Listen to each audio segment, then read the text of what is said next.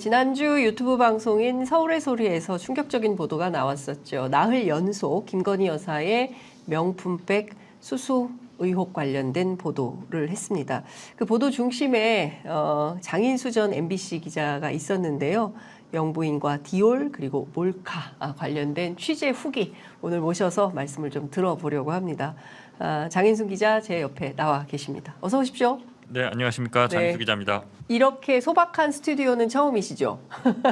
아닙니다. 많이 많이 다니셨어요? 요 앞에 뉴스버스 갔다 왔는데요. 네. 이렇게 얘기하면 안 되나? 뉴스버스는 더 많이 소박합니다. 이거보다. 네, 저희가 이제 소박한 방송을 하고 있는데 워낙 뭐 큰 회사 문화방송에 계셨던 분이라서 이런 스튜디오 어떨까 해서 제가 잠깐 여쭤봤었습니다. 예. 나흘간 연속 보도 정말 고생 많으셨던 것 같아요. 굉장히 오랫동안 준비하신 것 같아요. 올해는 아니고 한 10월 말부터 본격적으로 준비했으니까 한 달 된 것 같습니다. 한 달 정도. 예. 1개월 사이에 그렇게 큰 보도를 할 수 있었다니 대단하시다라는 생각이 좀 드는데 이게 어쨌든 상당한 파장을 불러온 것 같아요. 그래서 종합결산할 때 기자 판단으로 이번 취재 어땠다, 어떤 정도의 성과가 있었다 이렇게 자평하십니까? 그러니까 이게 한 입장에서는 성과보다는 제가 못한 것만 눈에 들어와요. 맞아요. 하고 나면 그렇습니다. 이게 이거 좀 이렇게 더 했었어야 되는데. 되게 힘들었던 게 일단 데스크가 없잖아요. 그러니까 이게 제가 기사를 쓰고 보내면 누군가 한번 봐주는데 그렇죠. 그런 시스템 있잖아요. 언론사에서는. 근데 이제 이게 없으니까 내가 접근하는 이 관점이 맞는 건가? 기사를 이렇게 쓰는 게 맞는 건가? 4일이니까 4일을 이제 구성을 해야 되잖아요. 첫날 보도할 거, 뭐 마지막 날 보도할 거. 이렇게 구성하는 게 맞나? 뭐 하다못해 문장 하나도 뭐 맞나? 이게 맞나? 라는 생각을 기사 쓰면서도 많이 했고 보도를 준비하는 중에도 좀 미흡한 부분들이 보이고 끝나고 나니까 또 더 많이 보이고 그렇습니다. 네. 너무 오랫동안 이게 그 데스킹을 받아서 그게 없어지니까 홀가분함이나 자유로움이 있을 줄 알았는데 꼭 그렇지만은 않다. 그러니까 그거가 되게 그것도 큰데요. 일단 뭐 제 마음대로 쓰고 싶은 대로 쓰니까. 근데 또 한편으로는 그러니까 이게 최선일까에 대한 다른 사람들의 생각을 좀 들어보고 싶은데 그거를 보안 때문에 여기저기 뭐 기사를 막 보여서 이런 기사인데 어떻게 그렇죠. 하기도 어렵고. 근데 그래도 여기서 뭐 누구라고 밝히긴 그런데 제가 생각하기엔 거의 뭐 대한민국 최고의 기자라고 할 수 있는 분한테 한번 받긴 받았어요. 일종의 데스킹을. 그러니까 구체적인 데스킹은 아닌데 좀 의견을 구했어요. 선배 제가 이런 보도 하려고 하는데 이런 정도도 혹시 문제 없을까요? 라는 그 차원의 보안은 철저히 이제 그 지켜주시기로 하고 당연히 다 보안 다 유지됐고요. 그 선배가 이제 문장을 하나하나 고치지는 않았어요. 뭐 서로가 뭐 이제 그러니까.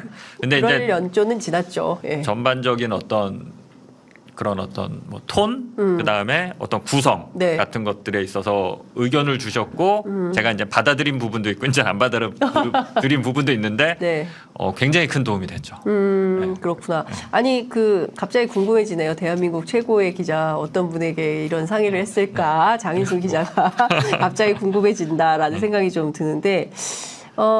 이 취재 처음에 이제 어떻게 제보를 받아서 어떻게 시작을 한 건지 저도 굉장히 궁금했는데 그 디올 가방을 산 주체가 서울의 소리 이명수 기자인 걸로 이제 보도 내용에 이제 확인이 됩니다. 그러면 이명수 기자, 그 다음에 누구죠? 최재형 목사, 그리고 우리 장 기자님 이렇게 세 분이 이제 협업해서 만들어낸 기획 보도다 이렇게 볼 수 있을까요? 그러니까 선물을 전달할 때는 뭐 저는 알지도 못했고 뭐 관여한 바는 전혀 없고요. 9월에 작년 9월 말로 제가 기억해요. 날짜는 정확하게 기억을 못 하는데 이명수 기자가 저한테 와서 얘기를 하는데 이런 일이 있었다. 최정 목사라는 사람이 있고 최정 목사라는 사람이 명품백을 전달을 했고 촬영도 했다. 그렇게 알고 있다. 몰카 촬영을 했다. 영상이 있다. 그런데 이제 그 영상을 나도 받지는 못했고 최정 목사가 갖고 있다. 그 얘기를 처음 들었을 때 그게 9월이라는 거죠, 작년. 너무 황당했죠. 이게 무슨 뭔 얘기야 이게. 그러니까요. 충격적인 얘기죠. 영부인인데 뭐 사적으로 그렇게 사스럽게 만나는 것도 그렇고 근데 그걸 또 뭐 몰카를 촬영했다고? 뭐야 이건. 그래갖고 처음에 뭐 이해도 안 되고 잘 믿기지도 않고. 그때는 이제 뭐 영상은 구하지는 못하고 그 최재형 목사님께서 영상을 갖고 있던 시기니까 그냥 기다렸죠. 언젠가는 찍었으니까 본인이 뜻한 바가 있으신 거고 기다리면 언젠가는 뭐 제보를 주시겠지 했는데 그 제보가 저한테 온 건 이제 올해 9월 초. 9월 초. 예. 1년 만에 제보가 그렇죠. 온 거네요. 예. 예. 그래서 처음 그때 만나서 최재형 목사로부터 그 몰카 내용을 처음 본 거가요? 9월에요. 9월에. 최재형 목사님이 중간에 올해 한 뭐 봄경에 네. 영상 일부를 보여주셨는지 캡처 화면을 보여주셨는지 이렇게 중간에 보여주시긴 했어요. 그러니까 일종의 풀 버전을 본 풀 버전은 아니고요. 그러니까 풀 버전을 본 것은 올 9월. 올 9월. 올 9월에. 그래 전체 한 얼마 분량이 됩니까? 37분 40 몇 초였던 걸로 제가 기억합니다. 37분 좀 넘습니다. 예, 37분. 근데 지금 영상에 쓰인 것은 아니 우리 보도에 쓰인 게 이게 다가 안 나온 거죠. 그렇죠. 풀 버전을 제가 풀 버전을 공개하지 않았고 그렇죠. 그리고 이거를 이제 편집이 된 건데 전체 37분 가운데 몇 분이나 쓴 거예요, 그러면?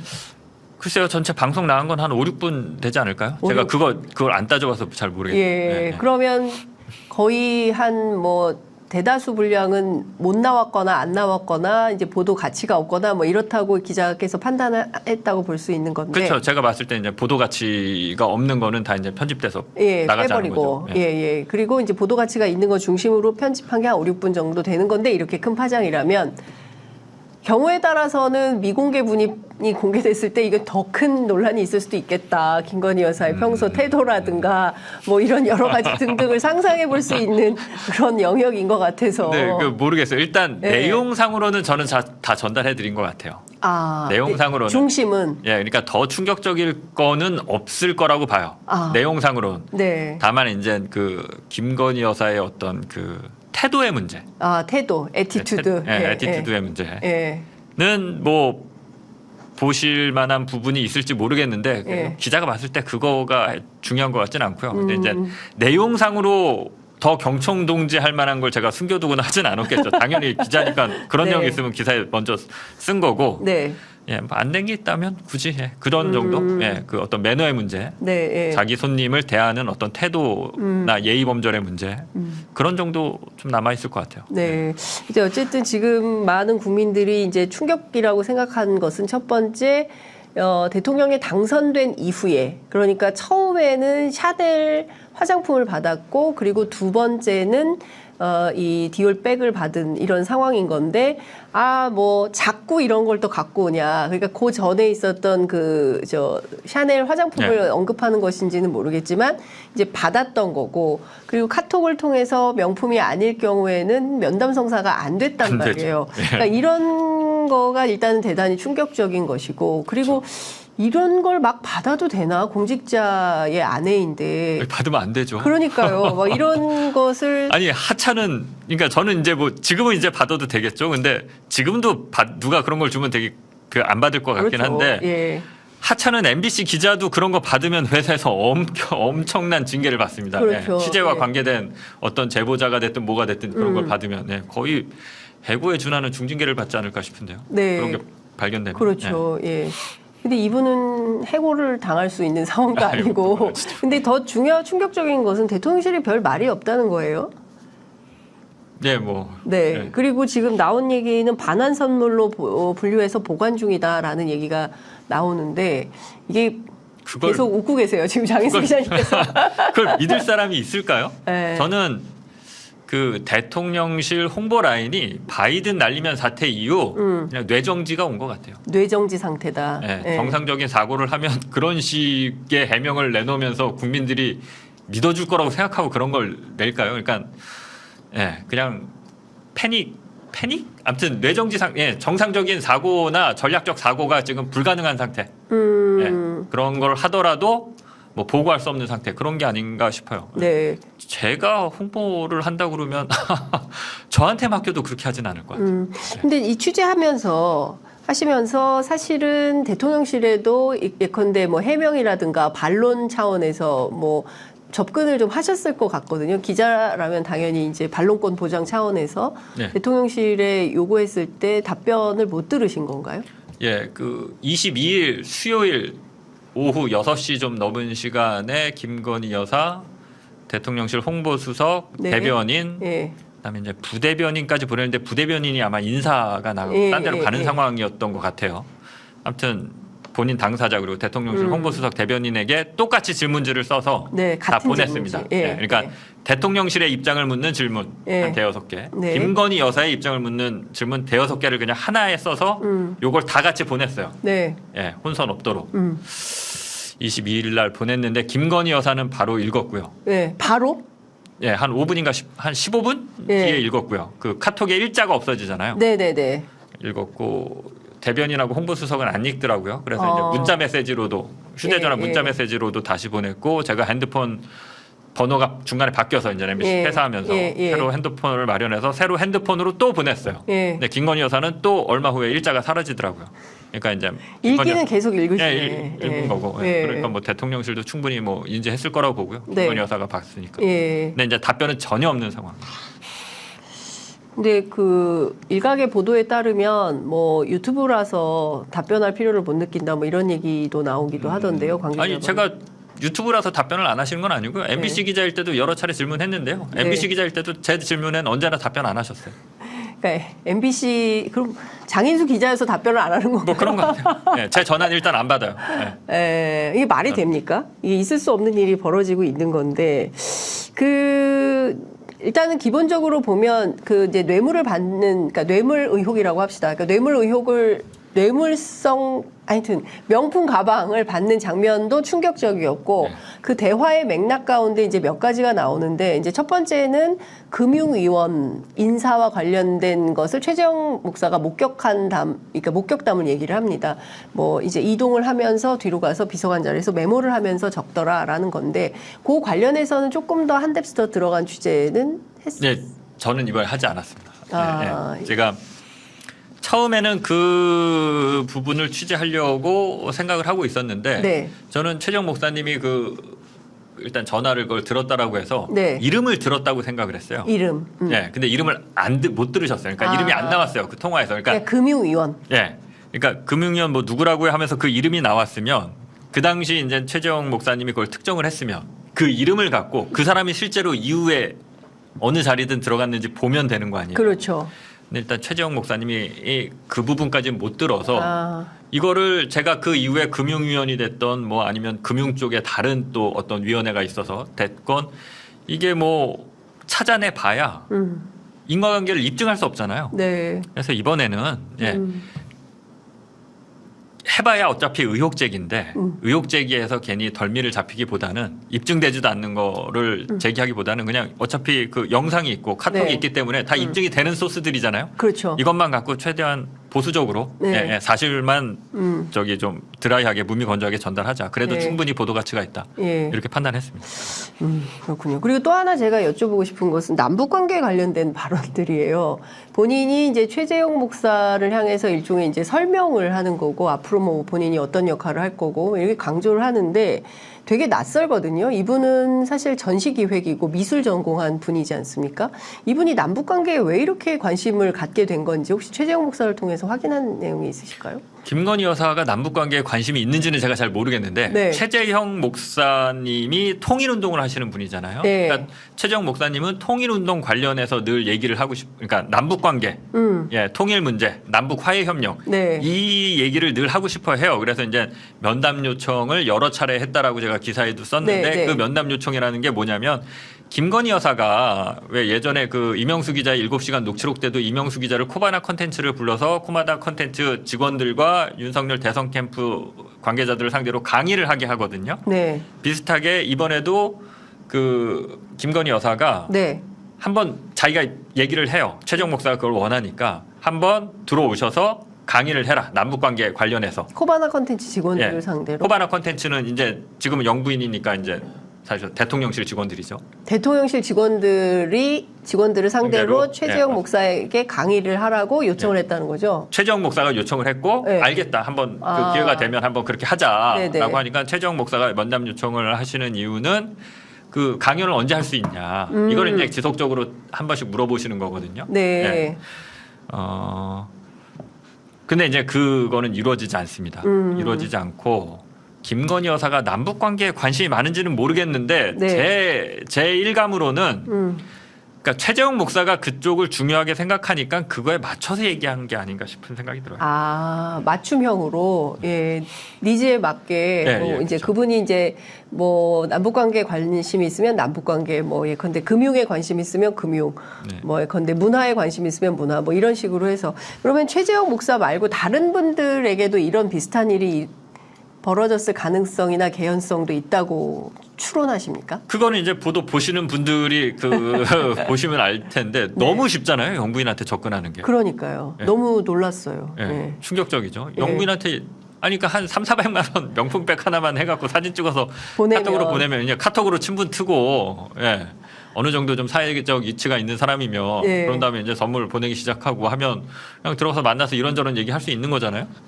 이게 말이 되는 상황입니까 지금? 그러니까 이게 있을 수 있는 일인지 정말 너무 충격적인 내용이었어요. 말씀해 주신 대로 400만 원짜리 한 가방 하나 사가지고 카톡으로 사진 찍어가지고 나 당신 만나고 싶다 하면 면담 날짜가 잡히는 이런 상황이고 또 비명품일 땐 또 면담 날짜가 안 잡히니까 이 또한 참 논란이 크다 이렇게 볼 수 있는데 일단 제가 언론 얘기 좀 여쭤볼게요. 네.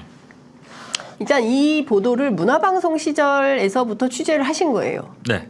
그런데 문화방송에서는 이 보도를 못 하신 겁니까? 예, 이제 뭐 안 하기로 결정을 한 거죠. 안 하기로. 그러니까 일단 보도를 이런 내용의 취재를 하고 이거를 보도하겠다고 했는데 이제 보도가 안 되게 된 이런 상황인 거죠. 네. 그게 몰카 때문에 그런 겁니까? 취재윤리 부분이 좀 크게 작용한 것 같아요. 취재윤리. 예. 그러니까 이게 예컨대 이제 함정 취재라는 것 네. 때문에 MBC에서는 보도할 수 없다라는 불가 판정을 받으신 거죠. 근데 이제 그거를 정확하게 아시려면 이제 MBC에 물어보시는 게 정확하게 아실 것 같고, 네, 제 느낌으로는 그냥 네, 그렇습니다. 예, 취재윤리 차원에서 이것은 불가하다. 그래서 이제 따로 준비하셔서 서울의 소리에서 이런 보도를 하게 되신 이런 네. 상황이 된 건데 제가 여쭙고자 하는 핵심은 이런 겁니다. 주류 언론들이 별로 보도를 세게 안 하는 느낌을 받아요. 이게 함정 취재라는 형식을 빌긴 했지만 누가 보더라도 좀 당혹스러운 장면이어서 이 문제에 대해서 질문하고 묻고 따지고 하는 게 사실은 기자들의 입장인데 그런 질문조차 잘 안 나오는 거에 대해서는 좀 어떻게 평가하세요? 평가라는 표현이 정확한지 모르겠습니다만 어떻게 보시는지. 그거 뭐 늘 그래왔던 거니까 뭐 별다른 생각은 없습니다. 예. 뭐 늘 그래왔던 거잖아요. 우리 예, 언론이. 예. 우리 언론이 늘 그래왔기 때문에 별로 충격적으로 생각은 안 된다. 아니 그건 뭐 변수가 아니라 상수니까요. 네. 뭐 이거 보도하면서도 이럴 거라는 건 뭐 너무 잘 알고 있었고. 예, 그래서 이제 그거에 대한 돌파구로 네. 실은 이제 서울의 소리에서 보도를 하는 것보다는 저는 이걸 오픈 소스로 가서 네. 다 같이 좀 보도해보자. 예, 그렇게 좀 접근을 해서 실제로 네. 그때 이제 뭐 뉴스버스나 다른 몇몇 유튜브들 뭐 안진걸 TV나 김용민 TV나 또 뭐 시사타파 TV나 이런 좀 또 대형 유튜브들도 동시 송출을 했어요. 네. 실제로. 예, 예. 좀 그렇게 가려고 했었는데 아무튼 제 생각만큼은 많이 이렇게 동시 송출이 되진 않았는데. 예. 예. 오픈소스로 동시 송출 계획했는데 다른 언론사들이 잘 받지 않았던 측면. 언론사들은 어차피 안 받는 안 거고 받고. 상수인데 왜 자꾸 그거를 뭐 변수처럼 말씀하세요. 그거는 상수고 네. 안 하는 건 상수고 네. 기성 매체들이 안 할 거라는 거는 뭐 그거는 뭐 하나만 한 얘기고 이제 유튜브 상에서라도 이제 많이 유튜브들을 보니까 여기서라도 좀 적극적으로 보도를 적극적으로 하려고 같이 했다. 보도하자라고 했는데 이제 또 서울의 소리의 어떤 제작 과정에서 도움을 많이 받다 보니까 이제 또 서울의 소리의 느낌이 강하고 이러다 보니까 예. 그러면 좀 우린 빠질래 한 데도 네, 있고요. 예. 뭐 그랬구나. 그 JTBC 같은 경우에는 요거 그대로 보도했잖아요. 그랬다가 방심위로부터 긴급 심의 대상에 올랐다. 뭐 근데 제가 취재해 보니까 실제로 옳은 건 아니고 누군가가 그런 발언을 하긴 했으나 뭐 긴급 심의를 할지는 모르겠다라는 얘기도 있고 뭐 여러 가지 의견들이 있어서 어떻게 될지는 모르겠습니다. JTBC가 이렇게 보도한 것을 긴급 심의해서 문제 삼아서 이런 건 보도하지 마라고 규율하려는 상태인 거잖아요. 네. 그러니까 이런 상태를 보면 실제로 우리 언론이 뭐 지금 아예 뭐 원래 우리는 그래요. 그랬기 때문에 뭐 더 말할 것도 없어요라고 말하지만 그래도 이건 좀 심하다라는 생각이 좀 드는데. 방심위는 어찌됐건 그 사실상의 언론 규제를 하는 그 기구니까요. 네. 언론사 입장에서는 상당히 눈치를 볼 수밖에 없는 어떤 갑의 위치에 있는 확고한 갑이거든요. 방심위에서 해서 이제 언론사들을 징계하는 기구잖아요. 네. 좀 부적절한 보도나 잘못된 보도가 있었다라고 하면 방송위가 이제 심의해서 뭐 벌점도 내리고 뭐 하는데 언론사들 입장에서 상당히 무서운 기구죠. 근데 이제 뭐 문제가 있으면 뭐 긴급심의 뭐 할 수도 있다고 보는데 네. 긴급심의 모르겠어요. 또 긴급심의를 안 한다니까 도대체 확실한 게 뭔가 싶은데 뭐 한다고 그랬다 안 한다고 그랬다 무슨 맨날 홍보 전략이 에드벌룬 전략밖에 없어요. 그냥 일단 한번 찔러보고 네. 아니다 싶으면 또 금방 빼고 이게 뭔지 모르겠는데 아무튼 그 기사에 아무튼 난 걸 보면 네. 영상이 조작 왜곡 편집될 수 있는데 갖다 썼다 이거. 그렇죠. 예. 근데 이게 그 몰카 자체 그러니까 손목시계에 보면 내장된 시계가 있어요. 그래서 영상 좌측 하단에 보면 하얀색으로 네. 연, 원, 일 시간이 쭉 나와요. 타이머가. 예. 시계 자체 제가 넣은 게 아니라 시계 자체에서 그 플레이 해주는 시계가 있어서 그 영상이 쭉 나와요. 예. 그리고 시작할 때부터 끝날 때까지 그게 끊기지 않는 영상을 제가 받았어요. 예, 그러니까 편집이 안 된 영상을 받았고 물론 이제 저는 방송하면서 당연히 편집을 하죠. 네. 아니, 그러니까 방심이 얘기는 그럼 편집하지 말고 그거 공개하라는 얘기예요? 그럼 차라리 그렇게 요구를 하세요. 시원하게 공개해드릴게요. 네, 방심위 요청대로 37분짜리 원본을 다 그대로 공개할 수도 있다 요구한다면 그거는 아니지 않냐라는 말씀을 하시는 건데 근데 참 답답한 건 이런 것 같아요. 그러니까 이 보도의 본질보다는 뭐 이제 제가 앞서 말씀드린 대로 뭐 함정 취재다, 뭐 취재윤리다, 뭐 이런 지적들이 많이 나오는데 MBC 라디오에서도 그런 비슷한 주장이 나온 것 같아요. 이것은 취재 접근이 아닌 공작이다라고 이제 김종배 시사평론가가 지적을 했는데 이런 지적에 대해서는 좀 진짜 공작이란 단어를 쓰셨나요? 그렇게 언론 보도에 나와 있습니다. 저도 그 봤는데 공작이란 단어는 제가 못 들은 것 같은데. 당연히 이 보도를 할 때 그 논란이 일 거라고 생각했고요. 예, 저는 이 논란이 생긴 것도 이 보도의 하나의 성과, 주요한 성과라고 저는 평가하고요. 네. 예. 왜냐하면 취재 윤리에 대한 다양한 어떤 측면들이 있는데 네. 사실 이것들이 정립이 잘 안 돼 있어요. 그러니까 기자들이 항상 녹음해요. 네. 상대방 동의 없이. 아시잖아요? 네. 네, 그냥 녹음합니다. 상대방의 동의 없이. 이거는 취재윤리가 맞습니까? 근데 그냥 해요. 문제가 안 되죠. 한 번씩 문제를 삼으면 문제가 되기도 하는데 거의 문제 안 되고 그냥 일상적으로 기자들이 그 동의를 구하지 않고 녹음을 한 다음에 그걸 심지어 동의를 구하지 않고 방송해내요. 아주 일상적으로 하는 행위거든요. 이런 것들에 대해서 제대로 정립돼 있지 않고 함정 취재가 사실 이제 그 대한민국에서 함정 취재는 잘 사용된 적이 없어요. 함정 취재 기법이. 예, 해봐야 몰카 취재 정도지. 네. 그냥 몰카 취재랑 그래서 함정 취재랑 좀 헷갈리시는 분들도 있는데 본격적인 함정 취재라고 해서 제대로 된 제 표현이 그런데 아무튼 서구 영국이나 미국에서 진짜 제대로 기자들이 뭐 페이퍼 컴퍼니 만들고 막 그냥 로비스트로 해갖고 회사 하나 만들어서 로비스트가 돼서 막 정치인들한테 접근하고 이런 식의 뭐라고 해야 될까요? 그런 식의 아무튼 함정 취재는 대한민국 언론이 제대로 해본 적이 거의 없어요. 네. 그러니까 그러면 이런 취재를 어디까지 허용해도 되는 건지에 대한 논란이 아니라 그 어떤 문제 제기, 네. 그다음에 토론 이런 것들은 필요하다고 보고 그런 의미에서 김종배 선배가 지적한 부분들은 저는 상당 부분 공감하고요. 예. 이제 공작이라고 그러나요? 제가 그 단어는 못 들은 것 같은데. 제가 언론 보도에 잘못 봤는지 모르겠는데, 예, 하여튼 저도 확인을 좀 다시 해보겠습니다. 그래서 하여튼 이런 방식으로 하는 게 옳은가? 굉장히 저도 발언이 세서 언론 보도 보고 깜짝 놀랐었는데, 관련 내용을 좀 확인을 좀 해보도록 하고요. 박문진 여권 이사들이 함정 취재다라고 이제 규정을 하면서 MBC의 가짜뉴스 DNA를 도려내야 된다 이런 성명을 발표했습니다. 이건 보셨습니까? 장윤성 기자님의 질문지를 받고 찾아봤습니다. 네. 근데 네. 그럼 어디가 가짜 뉴스인지를 예. 함정 취재문 그러니까 가짜 뉴스다 이렇게 보는 것 같긴 하던데. 네. 그냥 도려내세요. 그러면 제가 거의 도려내세요.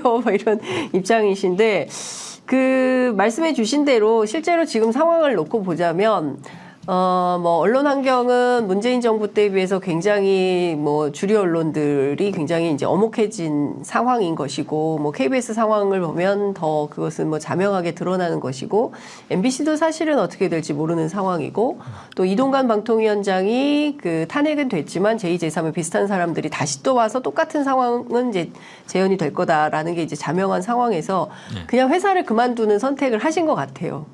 이런 보도 할 수 없다면 차라리 이 회사는 그만두겠다. 이런 결정을 내리신 거. 아, 그거는 뭐 좀 복잡한데요. 네. 네. 꼭 그렇지는 않고요. 꼭 그렇진 않아요. 예. 예, 예. 그냥 아무튼 뭐 여러 가지 고민 끝에 꼭 뭐 이런 보도를 할 수 없다면 뭐 그만두겠다. 뭐 그런 거하고는 좀 안 맞고요. 그래요. 예, 예. 그러니까 근데 대부분의 많은 분들이 장윤수 기자가 MBC에서 굉장히 그 지명도가 높은, 그리고 국민들이 그럼요. 국민들이 보기에는 탐사 보도를 굉장히 적극적으로 했던, 사실 그 7시간 그 녹음 파일도 장윤수 기자가 하셨잖아요. 이제 그런 측면에서 보자면 굉장히 지명도가 높은 기자인데 그런 분이 MBC를 그만두고 이런 선택을 하는 것은 어떤 의미일까에 대해서 많은 국민들은 궁금해하시죠. 그런 거보다는 네. 그러니까 모든 직장인들이 갖고 있는 고민일 거라고 생각하는데요. 그 회사에서 내가 하고 싶은 일과 회사가 나한테 시키는 일은 일치하지 않아요. 네, 대개의 경우에. 그러니까 주로 조직원들은 조직이 시키는 일을 하게 되죠. 네. 저는 뭐 제가 하고 싶은 아주 어떤 그런 또 일들이 있고, 근데 이제 그게 좀 잘 일치하진 않고요.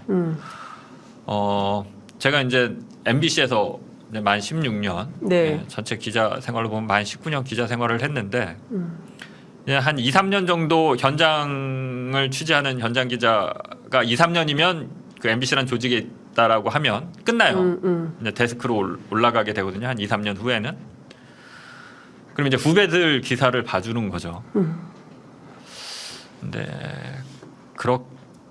그렇게 현장을 떠나서 내 취재가 아닌 남의 취재를 봐주는 거에 대해서 제가 딱히 별다른 어떤 흥미나 재미나 이런 걸 못 느끼겠고, 네. 예, 어차피 그냥 좀,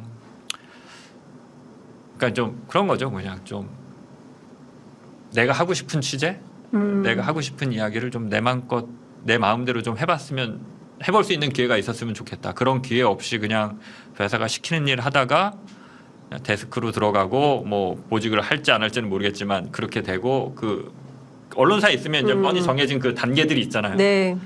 이제 저한테도 이제 그게 앞에 온 건데 전혀 그게 저한테는 아무런 뭐 소구력이라고 해야 되나? 흥미? 매력?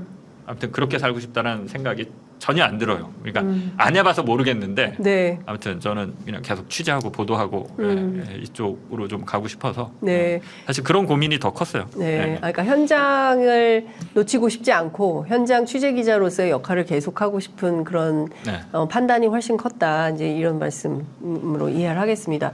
뭐 저희 제작진께서 찾아준 바에 따르면 그 김종배 평론가가 한 얘기는 김건희 여사 건은 이미 있었던 일에 접근하는 것이 아니라 이를 만드는 방법이라며, 그래서 성격이 전혀 다르다. 하나는 접근이지만 하나는 공작이라고 비판했다라고 미디어 오늘 기사를 인용해서 알려주었습니다. 그것만 봐서 약간 이제 조금 더 워딩을 조금 더 뉘앙스의 구체적으로 차이가 좀 봐야 될 것 같은데 네. 그냥 뭐 하여튼 이런 내용이 들어왔다는 것만 말씀드리고요.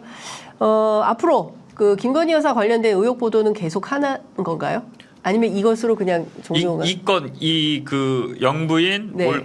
영부인 디올백 그리고 몰카라는 제목으로 4일 동안 했던 보도는 이걸로 끝이고요. 네. 다른 어떤 결정적인 계기가 없다면. 그리고 이제 다음 또 취재를 하려고 합니다. 다음 취재 또 센 거 또 기획 중이라고 소문이 좀 있던데. 아닙니다. 아닙니다. 절대 그렇지 않습니다. 이제부터 찾아봐야 됩니다. 아, 그렇군요. 장윤수 기자의 이제 활동 무대는 이제 문화방송은 아닌 것이고, 그러면 이제 앞으로 어느 무대에서 활동을 하시게 되는 건가요? 그거는 뭐 잘 모르겠는데. 네. 아까 이제 기성 언론들이 받아쓰지 않는다 뭐 이런 비판도 장윤선 선배께서 하셨는데, 네. 제가 봤을 때는 대한 매체들도 네. 기성 언론의 단점들부터 먼저 배우는 것 같더라고요. 냉정하게 평가하자면 네. 기성 언론들이 잘못하는 부분들 많죠. 네. 근데 이제 대한 언론들, 뭐 유튜브나 인터넷이나 이런 데들이 기성 매체를 신랄하게 욕하지만 이 대한 매체들이 하는 행태도 보면 상당 부분 기성 매체를 굉장히 그 단점들을 답습하는 게 보여요. 예를 들면 어떤 하나의 작은 단독을 하게 되면 이거 단독이야, 그냥 우리 거 단독이야, 이거 홍보하고 싶어서 막 하는 것들. 그 다음에 출처 표시, 인용 표기 없이 그냥 막 갖다 쓰는 것들. 더 많이 보이거든요. 제가 봤을 때는. 그래요. 네, 대한 매체들에서 하는 것들 보면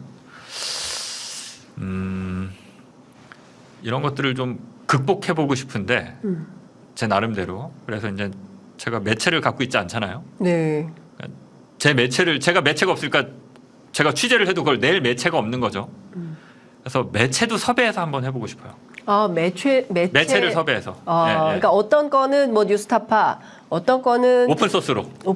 뉴스타파를 가면 뉴스타파께 되는 거고. 예, 장윤선 TV로 오면 장윤선께 되는 거고. 네. 예, 이렇게 되니까 좀 오픈 소스로. 그러니까 저는 그냥 하나의 독립된 기자. 그러니까 나는 언론사를 갖지 않았으니까 내 단독이라고. 근데 저는 어차피 제 얼굴 내고 방송하니까 장인수 기자가 취재했구나. 이건 뭐 그냥 시청자들이 보시면 알 테니까 이걸 내 단독이다, 어느 언론사 단독이다라는 좀 타이틀을 좀 빼보고 지금의 한 것도 이번 보도도 그렇게 하려고 했던 건데요. 예. 취재해서 어떤 결과물이 나오면 매체들을 좀 컨택해서 이런 걸 했는데 내가 오보를 내지 않을 자신이 있으니 한번 같이 해보자라고 하면 매체들이 들어와서 동시 송출을 해주는. 그러니까 기성 언론이 보도하지 않는 부분에 대한 그 대한 매체들도 힘을 가지려면 그런 식으로 공적 가치에 대해서는 연합을 해야 되는데 솔직히 이 업계에 저는 그냥 공적 가치라는 건 없는 것 같아요. 냉정하게 얘기하면 그냥 기성 언론 빼고 대한 매체들도 공적 가치가 없다. 아니 유튜브 싸움 보세요. 이게 무슨 공적 가치를 추구하면. 물론 이제 싸우시는 분들은 자기들이 공적 가치를 추구한다고 하시고 싸울 수는 있는데 그건 뭐 인정합니다. 근데 아무튼 대한 매체들도 그 시청자들한테 보여줄 수 있는 최선의 모습인가 한 번씩 저부터도 시작해서 제가 이제 주제 놓게 누구를 또 하다 보니까 지적하는 것 같아서 좀 그렇긴 한데 아무튼 좀 그런 거 좀 내려놓고 그 시청자의 알 권리 앞에서는 좀 자기 욕심, 자기 이익 이런 거 내려놓고 한번 접근하는 방법. 그러니까 시청자들한테 야 니네 진짜 잘한다. 알 권리를 위해서는 과감히 니네가 그렇게 연합하기도 하고 싸우다가도 또 중요한 문제에서는 연합하기도 하고 또 그게 끝나면 또 끝나서 또 싸우면 되고 서로 가치관이 다르고 서로 가는 길이 다른 부분에 대해서 그렇게 가는 방향이 가능할지는 모르겠는데 일단 한번 해보려고는 합니다. 뭐 안 되면 할 수 없고요. 아니 그동안 없던 새로운 취재가 올 것 같다는 설레임은 좀 생깁니다. 그러니까 왜냐하면 대한민국에서 사실 이렇게 딱 이제 그 기성 매체에 있는 기자들은 사실은 안전하게 뭐 보도자료 받고 뭐 이렇게 갖춰진 상태에서 취재를 하지만 그 밖을 나오는 순간 굉장히 어렵거든요. 저도 프리랜서 그렇죠. 기자로 지금 일하고 있는 것인데 뭐 사실 취재도 쉽지 않고 뭐 소속사도 없는데 무슨 기자야. 그렇죠. 대한민국에서 기자 아니죠. 제가 사실은 울산에 김기현 대표 땅 취재 갔을 때 그 현장에서 취재할 때 당신 사입이지 이런 얘기도 제가 들었었거든요. 그러니까 왜 와서 땅값을 물어보냐. 하여튼 그렇기 때문에 사실은 굉장히 험난하다. 대한민국에 없는 새로운 풍토를 만드는 것이기 때문에 굉장히 어려운 도전을 하실 것 같고 그래서 그런가요? 저희 댓글창에 장인수 기자님을 응원하는 메시지가 굉장히 많이 들어와 있습니다. 장인수 기자님, 용기의 박수를 보냅니다. 세상의 빛입니다. 뭐 이런 등등의 뭐 세상의 빛이라는 얘기까지 나오고 있는 상황입니다. 어쨌든 지금 새로운 도전에 대해서 많은 분들이 그 응원을 하고 계신데요. 제가 끝으로 이것 좀 여쭤볼게요. 저는 개인적으로 그 영상을 보고 대단히 충격이었고 대통령실이 어떤 해명을 할까 그게 굉장히 아니나 다를까 이제 말이 없다. 그리고 또 사실은 야당도 논평 정도이고 만약에 예컨대 이게 뭐 김혜경 여사가 그랬다거나 뭐 그런 비유들을 많이 하던데 그러니까 김건희 여사가 아닌 다른 사람이 이런 상황에 놓였다면 뭐 경찰이 즉각 수사를 하든 검찰이 나서든 했을 텐데 너무 조용하다. 이런 문제들에 대해서는 좀 그 취재한 기자로서 어떻게 보시는지 좀 궁금했어요. 이런 사회의 현상? 예상했던 거라 별 생각은 없는데 아니 다만 이게 너무 있을 수 없는 일이잖아요. 아니 뭐 바이든 날리면은 뭐 있을 수 있는 그렇긴 일인가요? 합니다. 예, 예. 그런 식의 해명이. 예. 예, 이거는 이미 뭐 그리고 해외 순방 가서 이 대통령과 영부인이 보여주는 그 하나하나의 모습들이 있을 수 있는 일인가요? 그렇죠. 대통령이 내가 앉아야 돼, 일어나야 돼를 옆에 영부인 눈치를 보면서 뭐 하고 예. 갑자기 대통령이 악수하다 말고 자기가 도열해서 영부인을 맞이해서 악수하고 이게 도대체 무슨 상황이에요? 그러니까 뭐 그래도 다 그냥 넘어가잖아요. 예, 예. 그러니까 뭐 그럴 거라는 건 뭐 충분히 예상했고요. 예. 그러니까 아무튼 그거를 좀 그러니까 뭐 넘어서진 못하더라도 그게 그러니까 그냥 포기할 수는 없는 거고 알려야 그렇죠. 될 기자는 당연히 알려야 될 팩트가 있으면 알리는 거고 그래서 그 고민이 아무튼 기성 매체에서 적극적으로 보도 안 하는 문제들에 대해서 나와서 하는데 이걸 어떻게 좀 파괴력 있게 그렇죠. 많이 알리는 것이냐. 그러니까 저는 뭐라고 얘기해야 되나 제가 이제 일간지에서 시간이 더 됩니까? 네, 말씀하세요. 예. 일간지에서 기자 생활을 했는데 제가 배운 건 하나예요. 지금도 생각하는 건 머릿속에 오직 하나밖에 없어요. 그 뭐 정의롭다, 뭐 세상의 빛이다 이런 거 전혀 관심 없고요. 저는 오로지 시청률 하나만 생각합니다. 많이 보는 거. 네. 무조건 보도를 하면 무조건 많이 봐야 돼요. 이거 말고는 저는 생각하는 게 없습니다. 예. 보도를 한다? 그럼 많이 봐야 돼요. 돈벌이는 그 다음. 많이 봐야지 돈벌이도 된다. 저는 이렇게 당연하죠. 많이 봐야 광고 단가가 올라갈 거 아닙니까? 네. 그러니까 기자가 보도할 때는 내가 보도한 이상 대중매 제가 혼자 예술하는 거 아니잖아요. 대중매체를 통해서 하는 거고 그러면 많이 보게 만들어야 된다. 재밌는 뉴스 해야 되고 많이 보게 만들어야 된다. 그래야 국민의 알 권리에 부합하는 거다. 이런 정도의 생각을 갖고 있고요. 네. 아니 이게 그러니까 뭐 이런 거죠. 이게 만약에 조국 사태 때 정경심 교수가 이런 식으로 명품백 받는 게 몰카가 제 손에 왔다. 그러면 전 똑같이 보도했어요. 네. 재밌으니까. 예, 많이 볼 거니까. 예. 무슨 얘기하다 이 얘기 아니 했죠? 성역 그러니까, 없는 보도를 해야 되는 것은 맞고 그리고 일단 보도를 하면 많은 분들이 볼 수 있도록 하는 것도 사실은 언론 문법에 맞는 얘기이고요. 파장을 일으켜서 결국에는 공적 가치로 세상을 바꾸는 역할을 해야 되는 건데 이렇게 엄청난 보도를 했음에도 불구하고 주류 언론이 별로 보도를 하지 않음으로 인해서 많은 사람들이 알지 못하고 유튜브로 요새는 많이 본다고는 하지만 그래도 이거는 한계가 있는 상황이기 때문에 그런 지점에서 보다 더 큰 틀에서 이런 일들이 계속 횡행하면 안 되는 거지 않습니까? 그런 차원에서 이제 보도도 하신 거고 저희 같은 취재 편의점도 그런 문제를 방지하기 위해서 이렇게 얘기를 하고 있는 건데 여하튼 지금 상황은 녹록지 않아서 앞으로 그렇죠. 참 험난한 길을 가야 된다라는 말씀을 좀 드려야 될 것 같습니다. 연대가 필요한 순간입니다. 얘기도 하시고요. 매블쇼 가서 하셔야 되겠다고 이런 얘기도 하시고. 예, 잘 안 불러주시더라고요. 자, 아니 그러니까 저는 솔직히 이제 자꾸 기성매체 얘기하시는데 네. 제 판단이 빗나간 부분은요. 기성매체는 상수고 네. 그러니까 대한매체들은 좀 활발히 불러줄 줄 알았어요. 근데 제가 예상이 빗나간 거는 이번에 대한매체들도 별 관심이 없더라고요. 제 느낌에는. 그럴 리가요. 그래도 그래도 대한매체들이 이 문제를 적극적으로 보도를 하고 있고 그러니까 그건 맞는데 예. 그러니까 제가 이게 저는 터지면 대한매체들 영역에서는 유튜브나 이쪽에서는 정말 그 다음날부터 난리가 날 줄 알았어요. 근데 이제 첫째 날, 둘째 날 조용하고 이제 셋째 날, 넷째 날 가면서 이제 대한매체들이 조금씩 붙기 시작하면서 했고 아무튼 뭐 감사의 말씀을 드리자면 이제 스픽스 뉴스버스가 이제 처음부터 같이 많이 해줬거든요. 네. 근데 이제 그런 부분들이 확실히 서울의 소리 혼자 하는 것보다는 스픽스의 성격이 있고 또 뉴스버스 정통 뉴스를 추구하는 또 뉴스버스의 이런 또 성격이 있어서 이 두 매체가 처음부터 첫날부터 같이 해준 게 이게 정말 큰 힘이 되더라고요. 그러니까 그런 아까 연대 말씀하셨는데 네. 그 입장의 동일함. 인간 가치의 최고 관계라고 하죠. 네. 그러니까 뭐 각자 입장이 다를 수는 있는데 알려야 할 때 중요한 소식을 알려야 할 때 대한 매체들은 같은 입장이 되는 거 아닌가요? 저는 그렇게 생각하는데. 그렇죠. 예, 그렇기도 하고 또 저는 대한 매체들도 다 각자 입장이 있기 때문에 어떤 판단에 따라서 그건 존중합니다. 결정을 예, 했는지는 존중합니다. 모르겠지만 그런 판단도 존중되어야 된다고 생각을 합니다. 네, 오늘 제가 하여튼 굉장히 궁금했어요. 그 취재 어떻게 하셨는지 그 취재 후기도 듣고 싶었고 그리고 또 앞으로 어떤 취재를 하실지도 궁금했습니다. 제가 보기에는 자주 만날 수 있을 것 같아요. 예, 자주 불러주세요. 부르는 데가 없습니다. 예, 취재 편의점에서 자주 모셔서 우리 장인수 기자님의 소중한 취재 내용을 들을 수 있는 기회를 많이 만들었으면 좋겠습니다. 오늘 말씀 잘 들었습니다. 또 오세요. 예, 감사합니다. 네, 고맙습니다. 예.